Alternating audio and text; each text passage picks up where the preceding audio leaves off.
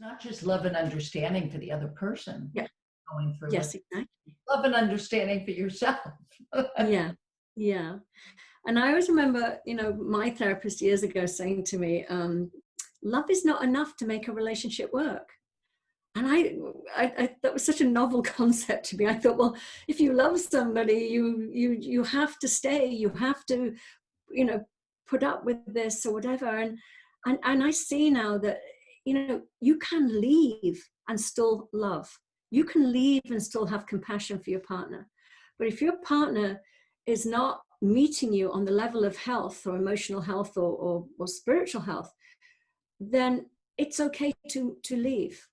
You're not abandoning somebody. We all have our innate well-being within us. We all have the capacity to take care of ourselves.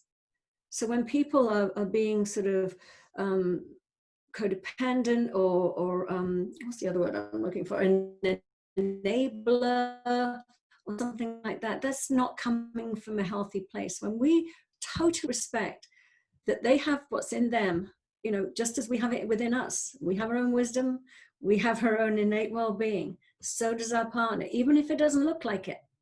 So you don't have to suffer in silence because you think you're the only one that can help them or fix them or heal them.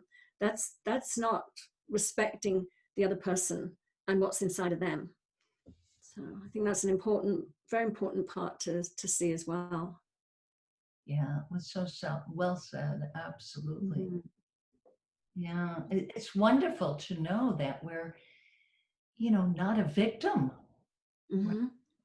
We never ever have to be a victim of somebody else thinking in a certain way about us or how we think about ourselves. Yeah. That's what love is just dropping into who we really are, which Mm-hmm. pure love, pure consciousness, underneath all the unhealthy things that we might think and act. Exactly. Yeah. And I also feel like, we do live in the world of form as well. We're spiritual beings having a human experience. And the world of form is where we come together as individuals. Yes, underneath it all, we are all connected. We're all the spiritual essence of pure love, pure joy, pure peace. That is there. Because I've had people come up to me and say, well, the message I get, maybe even from like George Pransky, is that any relationship can work. And I would agree. I think if you both choose to see it that way, any relationship can work. And there is no right and wrong. And there is, some people say to me, well, my partner cheats, he's a sex addict. And I'm like, okay, are you okay with that? You're not taking it personally. You may be okay, you may not be okay. That's your choice. There's no right or wrong.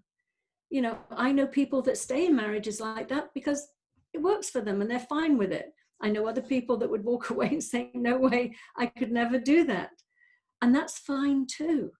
So it's really being honest with yourself and not using things, we would say like a spiritual bypass of, well, if I was really spiritual, I wouldn't take this, I would just stay because underneath it all, we love each other regardless. And I'm like, you can still love each other. And that's where we all come from. But in the world of form, you might not want to stay married to that person, but you can still love them from that beautiful space within. That's what I meant when I said, my therapist said, love is not enough. Sometimes you can love somebody dearly and have so much compassion and understand and see their psychological innocence, but not choose to stay in that relationship. And that's okay too. Exactly, right. There was something you said I was going to respond to. I just lost it. It'll come back to me maybe, but yeah, it was judgment. That's what came to me, is that we're not judging ourselves and not judging the other person. It's so true that we're not bound to stay in any relationship. We're not slaves to any relationship or any situation. And Yeah. that, so we're so lucky that we live at a time when we have choice. Mm-hmm. You don't have to Yeah. stay in a relationship that's not um, healthy or um, something that we can grow from more. Yeah. And that's a really interesting point. And what I would also add to that is it's what I love about this understanding and what it points to. I think there are a lot of people that either look back on their life or their divorces or their whatever and go, oh my God, I see my part now. If I'd seen that, actually, I could have stayed and made this work. And and I love that about this understanding is that it helps people get through difficult times. It helps you see, as you say, you're not the victim of the other person. You are experiencing your thinking about the other person, and how much of that is due to your, state of mind, whether you're in a high mood or a low mood, and to really sort of question the stories we make up in our heads that we then act out on. But again, having said that, it's still okay if you've taken a step back and you've looked at it from that sort of calm sort of distance and still think, no, I just don't want to be anymore. That's your prerogative. It's your life. Do what you want.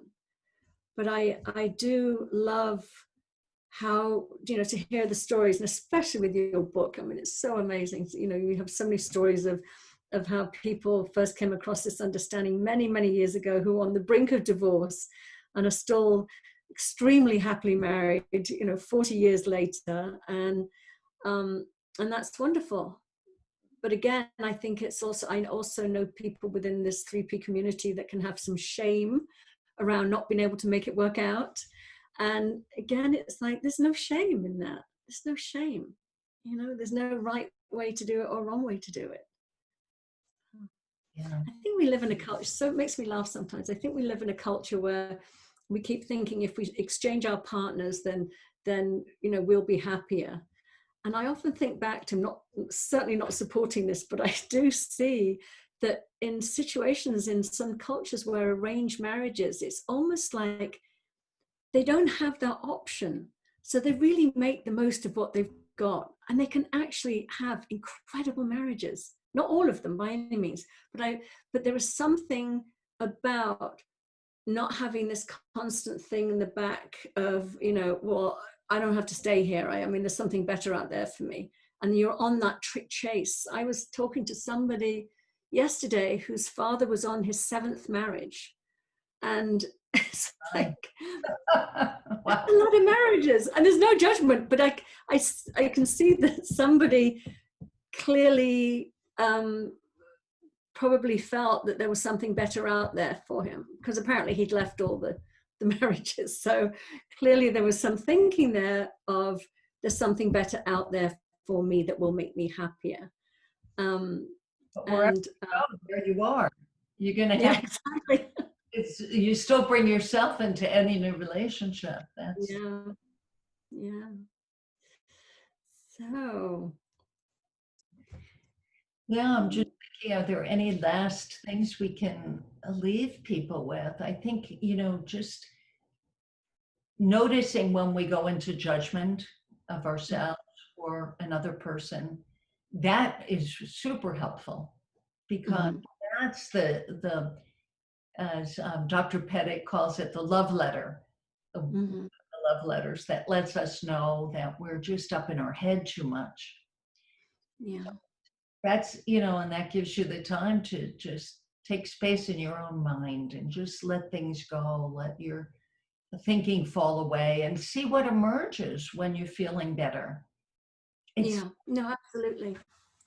I know you probably have the same experience, Del. Like when I listen to my clients who will complain about these situations, these difficult situations, they will have a good night's rest, and the next day they wake up and they see a different person. They don't see that that person had a difficult moment, difficult time yesterday. And of course, if it's difficult day after difficult day after difficult day, and there's consistency, and the person is unwilling to have a look at themselves, what's going on in their own mind, then Mhm. of course leaving is an option. Yeah, no, absolutely. I think that's, and I love what you said about not being a victim on the end of that rope of like, their behavior. It's like just the objectivity, the stepping back, and and you can make an assessment. There's a difference between a judgment and an assessment. For me, judging is right, wrong, bad, good, all of those things. But you can, from a stepped back, responsive way as opposed to reactive, you can make an assessment as to whether this is a situation you want to remain in. But it doesn't, I think sometimes people sort of feel it needs to be really bad. So they pile things on top of why they want to leave, as opposed to just, this is not working for me. There's a different energy behind it's not working for me, rather than name calling, blaming and attacking and whatever, and feeling like a victim. It's much more of an empowered space to come from. Grounded, right? Yeah, grounded, exactly. You really get what's important and valuable to you. Yeah, Um, yeah. And you'll be guided as to what the right course of action is to take.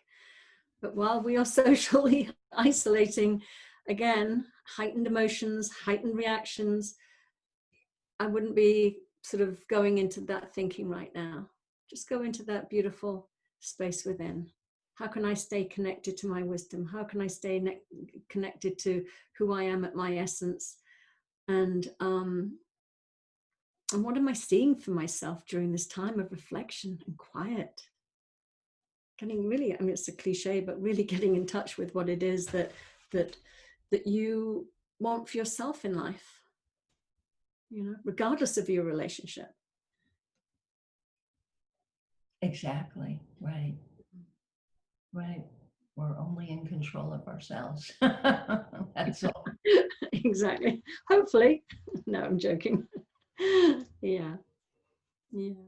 Yeah, well, this has been great. I sure hope that it helps people listening, that it helps them to just get some perspective. And Hmm.